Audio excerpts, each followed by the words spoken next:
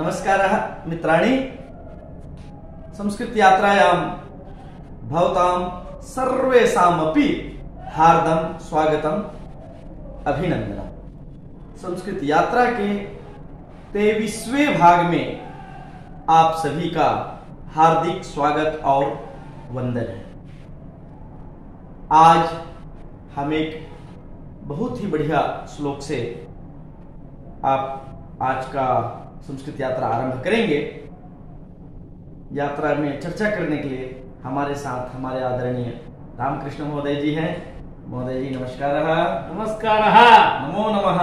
नमो नमः। स्वास्थ्यं कथमस्ति? स्वास्थ्यं बहु सम्यक् अस्ति। वाह, बहु समीचीनम्। तो मित्राणि, श्लोक में जाने से पहले आप चैनल को फॉलो कर लें, सब्सक्राइब कर लें, लाइक करें और शेयर करके अपना कमेंट जरूर देंगे। तो आज का ये रहा आपका श्लोक। मात्रा समं नास्ति शरीर पोषणम्, विद्या समं नास्ति शरीर भूषणम्, पूजा समं नास्ति शरीर तोषणम्, चिंता समं नास्ति शरीर शोषणम्। मित्राणि, मैं एक बार फिर से कर रहा हूं, ध्यान से सुनेंगे। मात्रा समं नास्ति शरीर पोषणम्, विद्या समं नास्ति शरीर भूषणम्, पूजा समं नास्ति शरीर तोषणम्, चिंता समं नास्ति शरीर शोषणम्। तो अस्य श्लोकस्य आदरणीयः रामकृष्ण महोदय विश्लेषणं करोतु। जी महोदय। एतस्मिन् सुभाषिते सुभाषितकारः सुंदर शब्दानामपि प्रयोगं कृतवान्, पुनश्च अर्थोपि रमणीयः अस्ति। मात्रा समं नास्ति शरीर पोषणं। शरीर पोषणं माता बाल्यावस्थायां करोति। तत्समानरीत्या अन्या कापि कर्तुं शक्नोति वा? शरीर पोषणं, शिशोः पोषणं नैव, असाध्यम्। शरीर पोषणे बाल्ये माता एव आवश्यकी भवति। एवं वयं भिन्न भिन्न भूषणानि धृत्वा अलङ्कृताः भवामः। यदि मुखे विद्यायाः कान्तिः नास्ति, विद्यामेव न अधीतवान् चेत् कियता वा भूषणेन अलङ्कृतः भवतु, सः सुन्दरः दृश्यते वा? विद्या एव भूषणं ददाति। विद्यासमम् अन्यत् भूषणं किमपि नास्ति। एवं अस्माकं शरीरस्य विश्रान्तिः भवेत्, मनः शान्तं भवेत् इति इच्छा अस्ति चेत् किञ्चित् देवस्य ध्यानं करोतु, पूजां करोतु, तदा शरीरस्यापि शान्तिः लभ्यते, मनसः अपि शान्तिः लभ्यते। पूजया समानं शान्तिः तोषणपरिहारः। इत्युक्ते शरीरस्य तोषणम् अन्यत्र न लभ्यते। एवमेव शरीरस्य दुःखावस्थापि भवति। अत्यंत दुःखावस्था का?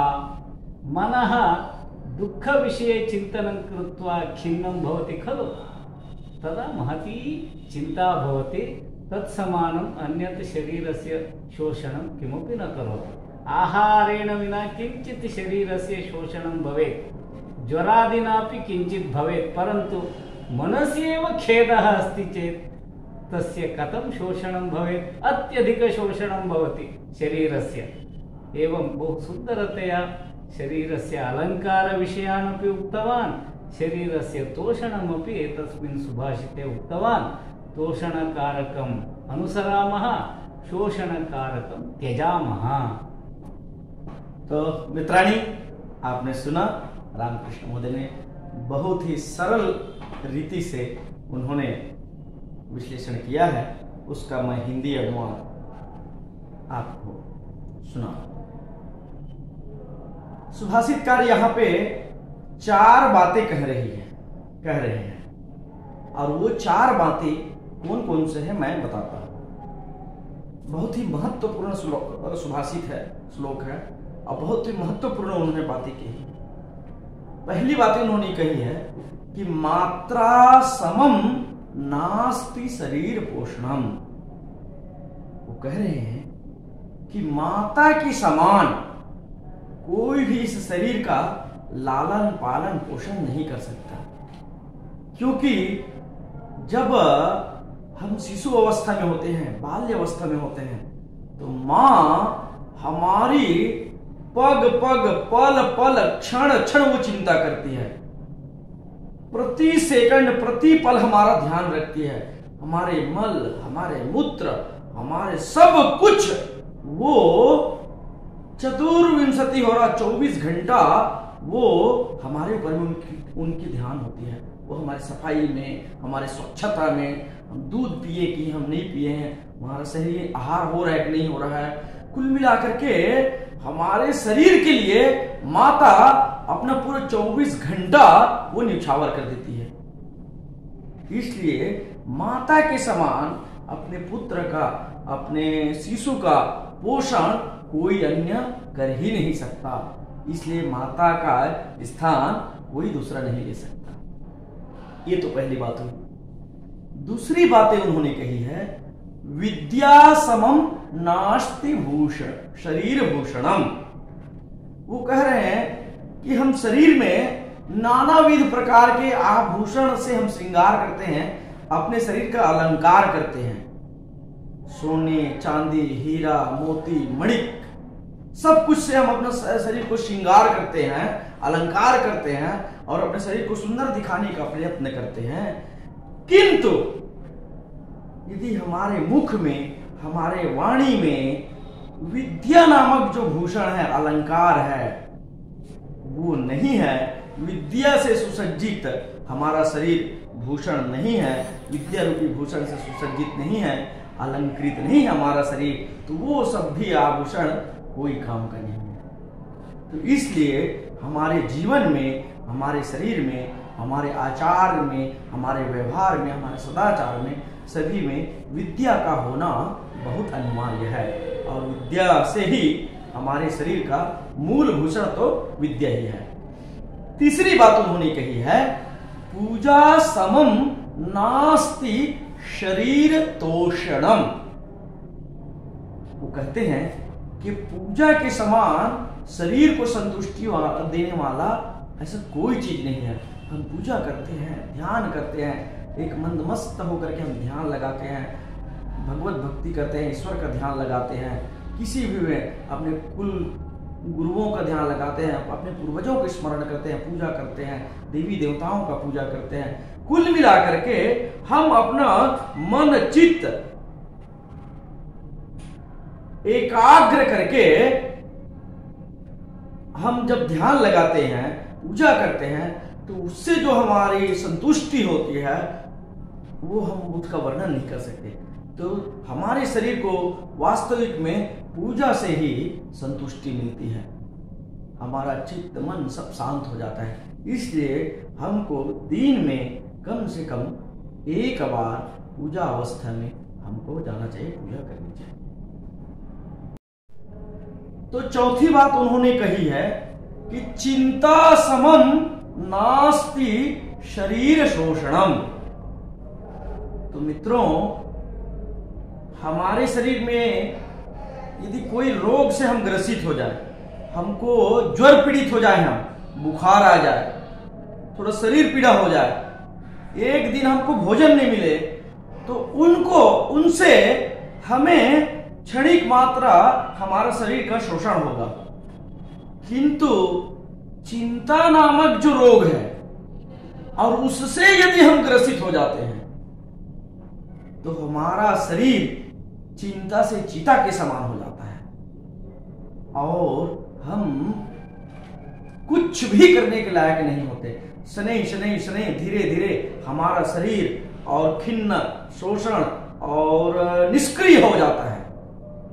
तो इसलिए ये चिंता नामक जो रोग है, ग्रस्त है, उसे हमको दूर करना है। क्योंकि सबसे ज्यादा जो भयंकर, जो खतरनाक जो चीज है, तो वो है चिंता है। व्यक्ति चिंता के कारण से चिता में बदल जाता है। तो मित्राणी, यहाँ पे सुभाषितकार ने 4 बातें कही हैं। पहला, माता के समान कोई पालन पोषण नहीं कर सकता, और विद्या के समान कोई आभूषण नहीं है शरीर को अलंकार करने के लिए, और पूजा के समान कोई शरीर को संतुष्टि नहीं दे सकता पूजा से, और चिंता के समान शरीर को, जिस चिंता से जिस प्रकार के नाश होता है शरीर, तो चिंता के समान कोई दूसरी चीज नाश नहीं करता जो चिंता करती है। तो हमको 2 बातें ज्यादा ध्यान रखनी है। एक तो शरीर का हमें तोषण करना है, शरीर में हमें अपने चिंतन में संतुष्टि लाना है, और ये जो शरीर को शोषण नामक जो चीज है उससे हमें दूर रहना है। अपने शरीर से ये चिंता नामक जो ग्रस्त है, रोग है, उसे हमको दूर करना है।